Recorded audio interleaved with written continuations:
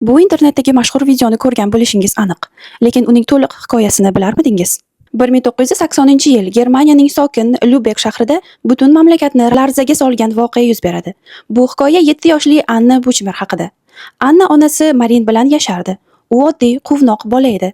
Hali hayot nima ekanligini to'liq tushunishga ham ulgurmagan yoshda edi. Ammo bir kuni hammasi o'zgaradi. 1980-yil 5-may kuni Anna maktabga bormaydi. U dugonasini ko'rmoqchi bo'ladi, lekin shu kuni uning yo'li 35 yoshli Klaus Brauski ismli erkak bilan kesishadi.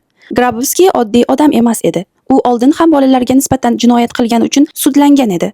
Shunga qaramay u jamiyatga erkin qo'yib yuborilgan.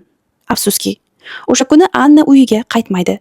Keyin ma'lum bo'lishicha, u Grabowski qo'liga tushgan va u unga nisbatan juda ham og'ir ishlarni sodir etgan. Tafsilotlari juda ham og'ir bo'lgani uchun buni faqat shunday atash mumkin xolos.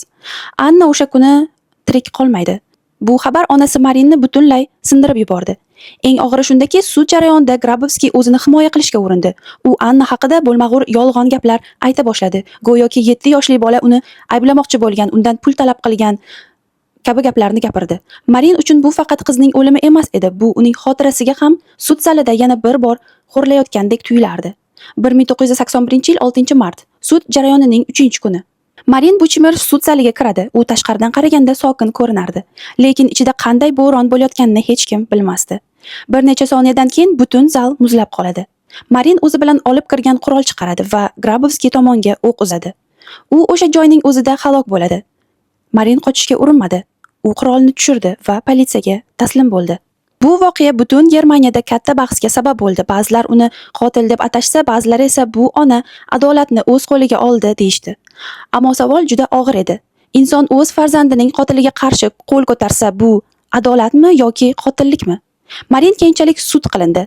U qotillik emas, odam o'ldirish va noqonuniy qurol saqlash ayblovi bilan 6 yilga qamaldi. Taxminan 3 yildan keyin u ozodlikka chiqdi. Keyin uning hayoti hech qachon avvalgidek bo'lmadi. 1996-yilda Marin saraton kasalidan vafot etdi. U o'z qizi Anna yoniga dafn qilindi. Bugungacha bu ish Germaniyadagi eng bahsli jinoyat hikoyalaridan biri bo'lib kelmoqda. Chunki bu voqea odamlarga ikki savolni oldiga qoldiradi.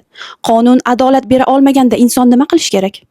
Va sizningcha Marin qilgan ish qassosmi yoki ona qalbining oxirgi chorasimi?